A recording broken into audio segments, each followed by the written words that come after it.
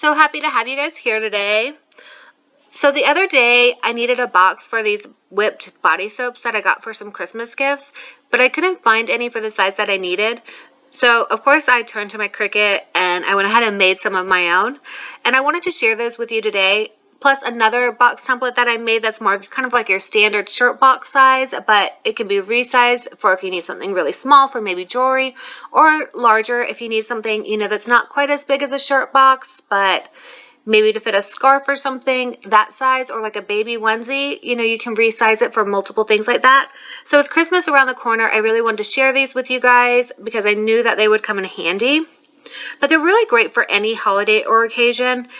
And the fun thing about making your own boxes, besides getting to customize the size, is that you can use all those fun pattern papers that you see at Hobby Lobby and Michael's, and they make really cute boxes. So you can really make these fun and festive. So to get started, make sure that you go to my blog at svgnation.com and download the free SVG templates. And there is a link in the video description that's going to take you directly there, so you can just click there. I've went ahead and uploaded these to Cricut Design Space.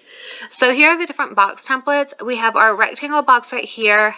And like I said, this is kind of like a shirt box. It's going to be a little bit smaller because we are working with a 12 by 12 sheet of paper, but you can make it pretty large.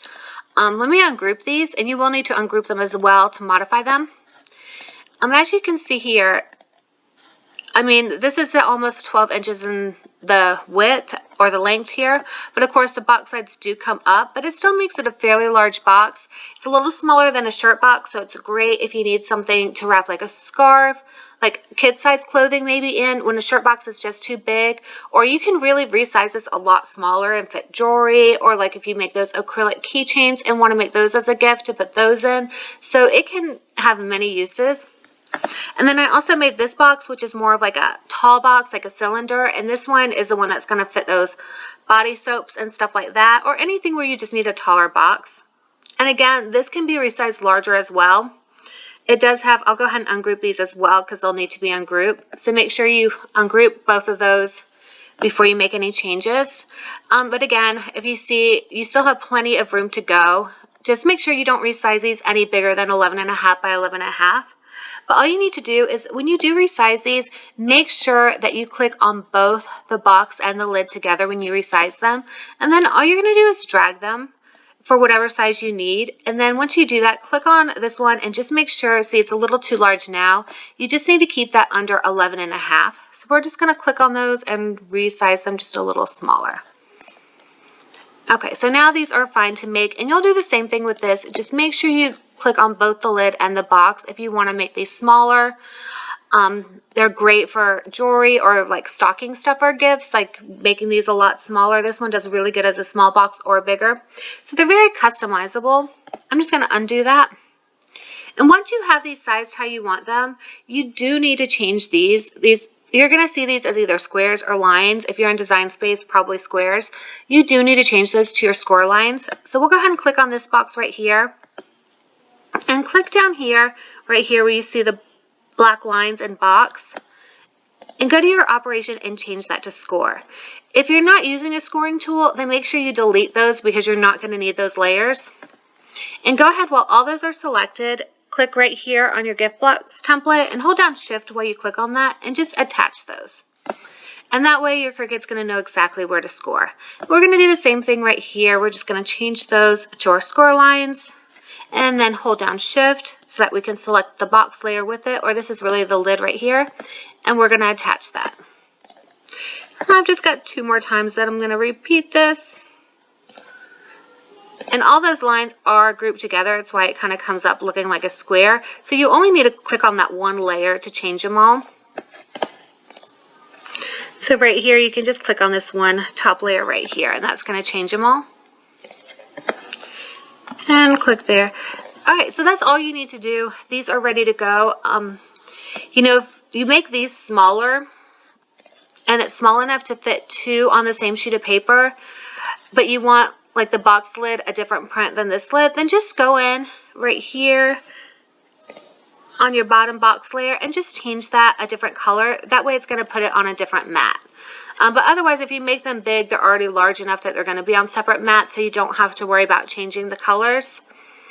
So that's all you need to do to modify these. So let's go ahead and cut these, and I'm going to show you how to assemble them.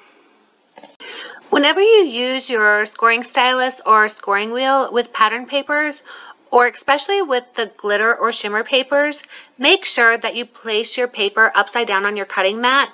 The scoring tool will scrape off the glitter and possibly your design as it scores. So make sure you have this upside down so it doesn't affect that. And if you are using glitter cardstock or like a shimmer paper, this is not going to stick very well when the glitter side is down. So make sure that you tape around your paper using like a masking tape or similar tape to keep it in place. So these boxes are really easy to assemble. You're just going to start by folding on all of your score lines. And if you didn't use a scoring tool, then you're just going to fold all of those side pieces inward, like to make a straight box, and then fold those tab pieces in. You can kind of see where the score lines are in the design if you need to look for reference on where to fold. And then you're just going to glue the little tab pieces to the inside of the piece next to it. And you just do this for all 4 tabs until your box is completely closed in. And when doing this, I do prefer using hot glue. It's going to hold really well, but it dries quick, so you don't have to sit there and hold the pieces together for a while it dries, because it's going to dry right away and it will stay put. But any good craft glue is going to work as well. Just make sure to hold those pieces together till they're pretty much a little bit dry so they have a good stick and they're not going to move. And I did make the lids so that they're a tight fit, because this is just how I prefer my boxes. I want it to be able to be flipped upside down without everything easily falling out. But if you like a looser fit for the lid, or you're making a specific one where you do want it looser, then all you need to do is go on Cricut Design Space and just slightly resize the lid layer larger. I had a lot of L's. In Cricut Design Space, you're just going to resize that a little bit before cutting it, and that's how you can do that. When making the boxes, though, I did experiment with different types of paper so I could kind of find what I felt worked best. And really, all weights of paper or cardstock worked for this. I was able to use just that pattern paper that you find like for scrapbook paper at Hobby Lobby and Michael's to create these boxes for the whipped soaps. And these soaps are a little heavy, and that paper still worked just fine. But I will say that I do prefer a sturdier base for the box. And there's a couple ways that you can get a sturdier base for it. You can use like heavyweight cardstock. Typically, you can't find heavyweight cardstock in these fun prints, though. You can only find it in solid colors. But it does look really cute when you pair it with like a pattern lid, and then you have a solid color for the base. Or my favorite is using glitter cardstock for the bottom. I love glitter cardstock, and the bottom, like the cardstock is so thick, so it makes a really sturdy bottom, and it looks really pretty with the pattern paper on top. So this is how I'll probably end up making most of my boxes, but maybe if it's for a boy, I'll go with the regular solid cardstock instead. But if you do want to do the pattern bottom because it looks super cute, but you want it sturdier, then just cut a second bottom piece out when you're gluing these, and then glue those together as a liner for your box. And this actually looks really good. It is another favorite combination of mine. It looks really just fancy this way, and it's really nice and sturdy. And I did line the lid as well, but I don't think that you really need to line the lid unless you just like the look of it. But I felt like it was just a little too thick, and I prefer the lid when it isn't as thick. So these are just a few combinations that you can use, and you can determine, what papers you like best for your boxes. But if you do like lids that go further down, another thing you can do is just cut 2 of the bottom pieces instead of cutting out a lid.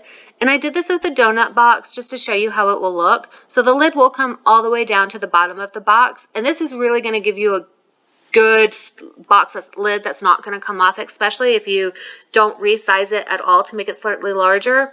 So it's going to stay put really well if you need something for that.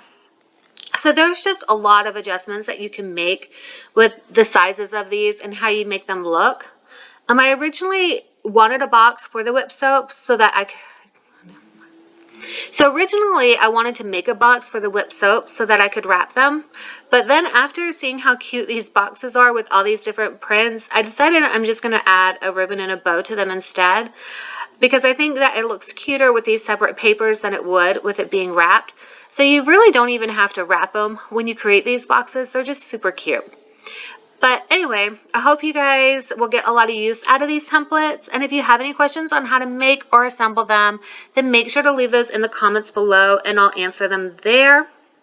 And for those of you who have been asking for an advent calendar, I am working on a reusable one. And I should have that done soon. I'm just waiting for some cardstock to get here. But I'm really, really excited about this one. It's going to be one of my big first 3D cardstock projects, and it's really looking great. So I cannot wait to share this with you guys. So make sure to watch for this. And thank you guys so much for watching. Bye.